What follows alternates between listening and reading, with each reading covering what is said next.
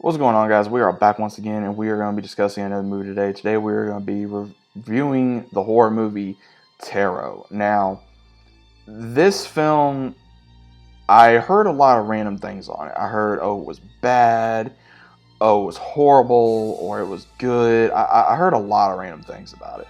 Now, I just never got around to watching it till obviously just now. Now, the entirety of this movie is an interesting concept. Something that I will say, some of the things that was in this film I was not expecting, and some of it was predictable, some of it was not. Now, again, guys, you guys should already know my stance on horror movies. I love horror movies, but at the same time, a lot of them get predictable. Now, the entirety of this film is based around a group of friends. They are celebrating another friend's birthday, and they're drinking, having a good time. They're revealing, all kind of things about each other, and then one of the main characters, she is revealed to how she can read tarot cards.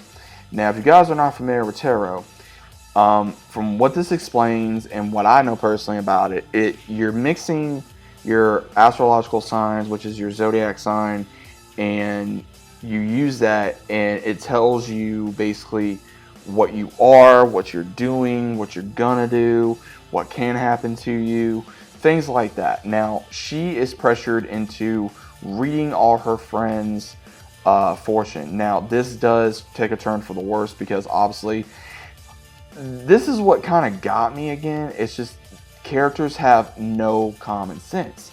They're ignorant, and this is what really bugged me again about another horror film. Is there was nobody in this film because they're looking for alcohol. They're renting a house and they go into the basement. They see a bunch of random stuff. They see a box. And the one, Jacob Palin, I mean, again, he was kind of a funny character, but again, I don't know how this kid keeps getting roles because he's not that good of an actor, and all the acting here was kind of like anyway. That's just my opinion, but he grabs the box, and he's just like, oh, hey, da-da, and they're like opening it, and it's like, bro, first off, you see the symbols on this damn box, and you're wanting, like, what the hell? It did not make no sense. So, the one, Haley, who is the main character in this, she tells her friends, okay, hey, this is what we're gonna do. Then they leave, and weird things start happening. And then, one at a time, the friends start getting offed by the way that their fortune was read, and in the exact same way. So Haley is the first one to realize, okay, this ain't right. Something's going on.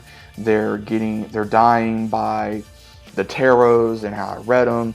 And her ex-boyfriend, and then later boyfriend again, or whatever, he's very ignorant to believe this. He's like, oh, there's a reasonable explanation. And everyone else is like, okay, there has to be some kind of explanation. And when they finally reveal possible answers, they go to a newly discreditable, I can't remember if she was I think she was a fortune teller as well. And her name was Alma. So basically what she informs is they try to go to her for help. Now, unfortunately, they do get attacked. And they still go, and it's revealed that these cards date back to all the way to the 1800s.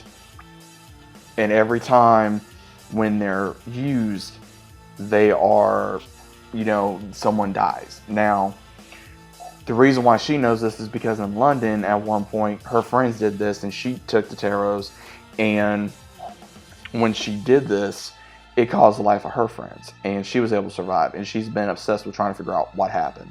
Now, she tries to sell them, get the cards, burn them, which they do try. Doesn't work because the curse is too powerful. So Haley comes up with an idea of, okay, if I can do this, then what if I turn the tables on the spirit, and I can tell her fortune, which it does work, and it was kind of weird that works. Now, I will say this. It was interesting on how the friends were being taken out because of it would change into whatever the card was, and it would take them out that way. So it was kind of interesting on that. I think the main two that got me was the one with the clown and the hangman was kind of interesting. But again, overall, the movie is not, I would say it's not horrible. It's not good either. It's kind of like right in the middle because again, I didn't care about any of these characters. I did not care if any of these characters survived. I did not care what happened to these characters. It just, please make sense. And it did to a certain degree, but at the same time, it just, I was like, okay, time to move on. And the backstory was interesting. I will say that, of how the tarot cards came to be cursed and why they're cursed and things of that nature. It grabbed my attention on that. Now, the only thing that, again, took me out of this was just mainly the characters. It could have been the writing, it could have been the acting. I don't know. Would I suggest this movie for everybody?